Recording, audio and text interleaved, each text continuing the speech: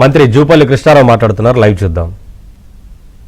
ఇంత స్పష్టంగా court orders ఉన్నవి, ఇంత స్పష్టంగా జీవోలు ఉన్నవి, ఇంత స్పష్టంగా ఇప్పుడు అప్పర్ ఏరియాస్ రైట్స్ కాదని మీరు కిందికి ఎట్లా కరెంటు, అది కూడా కరెంటు ఉత్పత్తి కోసం కరెక్ట్ కాదు. కాబట్టి అందుకనే ఫ్యూచర్లో భవిష్యత్తులో 100% కృష్ణా నదీ జలాలపైన కేసీఆర్ హరీష్ రావు 299 సంతకాలు చేసి చెల్లుబాటు కాదు. ఈ ప్రభుత్వం కాంగ్రెస్ ప్రభుత్వం రేవంత్ రెడ్డి ఆధ్వర్యాన, అట్లాగే ఇరిగేషన్ మంత్రి గారు ఉన్నారు, డిప్యూటీ గారు. సో మా హక్కులను కాపాడుకోవడానికి మేము ఖచ్చితంగా ముందుంటాం. అందులో పాలమూరు జిల్లా మొదటి జిల్లా కాబట్టి ముందుంటాం, హక్కులు కాపాడుకునే కార్యక్రమం చేస్తాం. ఇటువంటి వాటికి భవిష్యత్తులో ఒడిగట్టొద్దని మేము స్పష్టంగా రైతుల పక్షాన, ప్రజల పక్షాన హెచ్చరిస్తూ ఉన్నాం.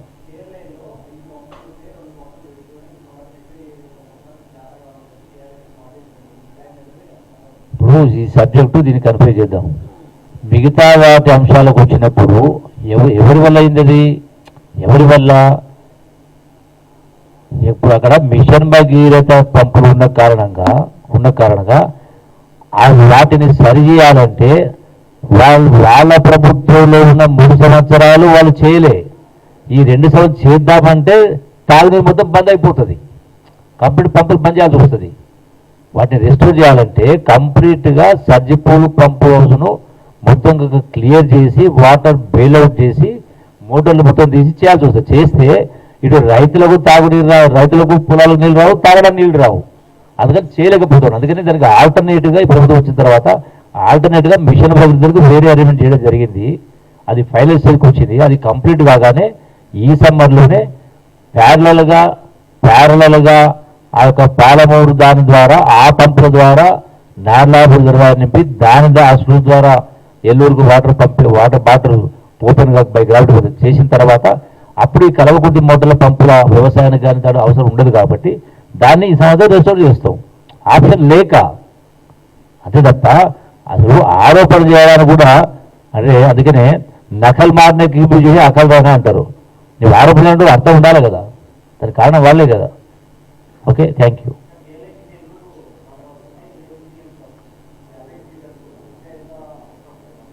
సో ఇప్పుడు యాజ్ ఇట్ ఈజ్గా 30 TMC ఉంది వాటర్, దానిలో డెడ్ స్టోరేజ్ అవుతుంది. సో నెట్గా లెవెల్ ఉండేది హార్డ్లీ 10 TMC, దానిలో 7 TMC దగ్గర డ్రింకింగ్ వాటర్కే పోతుంది. ఇంకా వాటర్ ఎక్కడ ఉంది? సో కనీసం ఈ పంటలు ఎండిపోకుండా ఈ 10-15 రోజులైనా 1-2 తడులు ఇస్తే ఆ ఉన్నటువంటి లక్షలాది ఎకరాలు కాపుగా చేస్తాం. కరెంట్ అంటే కొనుక్కోవచ్చు, ఇతర రాష్ట్రానికి పవర్ లైన్స్ ఉన్నాయి, ఏ రాష్ట్రానికి వెళ్ళి కొనుగోలు చేసుకోవచ్చు. నీళ్ళు కొనుక్కోలేదు కదా. Thank you.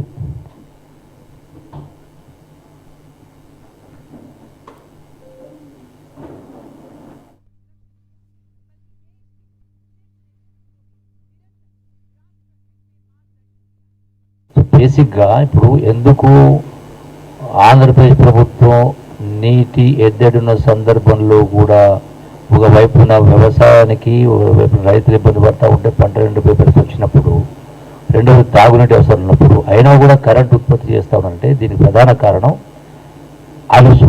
గత ప్రభుత్వము 10 సంవత్సరాల పాటు రాష్ట్ర విభజన చట్టంలో ఎక్కడ కూడా మీకు 299 వాళ్లకు 512 ఎక్కడ చెప్పలే. టోటల్గా ఎన్ బ్లాక్ అలాట్మెంట్ ఆంధ్రప్రదేశ్ తెలంగాణ కలిపి 811 TMC స్పష్టంగా రాష్ట్ర విభజన చట్టం స్పష్టంగా ఉంది అన్నప్పుడు అంతర్జాతీయ న్యాయ సూత్రాల ప్రకారం బేసిక్గా నదీ పరివాహక ప్రాంతం ఎక్కడ ఎంత ఉంటే ఆ ప్రపోర్షన్లో ఆ నిష్పత్తులు నీళ్లు వస్తాయి. ఇవాళ అంటే 69% తెలంగాణ రాష్ట్రంలో కృష్ణా నీటి పరివాహక ప్రాంతం ఉంది కాబట్టి మిగతా 31% ఆంధ్రలో ఉంది కాబట్టి 69% 31% తీసుకోవాలా. ఎప్పుడైతే రాష్ట్ర ప్రభుత్వం దీనిలో స్పష్టంగా ఉన్నప్పుడు గత ప్రభుత్వం 10 సంవత్సరాల పాటు వీళ్ళు 299కి సంతకాలు పెట్టిండ్రు. ఆనాడున్న కేసీఆర్ కానీ, ఆనాడున్న ఇరిగేషన్ మంత్రి కానీ, స్పష్టంగా 10 సంవత్సరాల పాటు అంటే లేని హక్కును వాళ్ళకు కల్పించేటువంటి ప్రయత్నం చేసిండ్రు.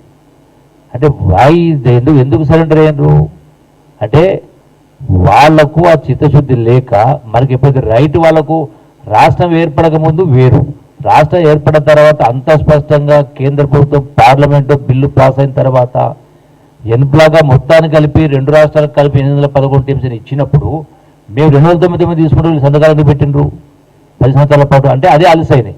అందుకనే ఇప్పుడు నీళ్ళు అవసరం ఉన్నా కూడా వాళ్ళ అవసరాల కోసం కరెంటు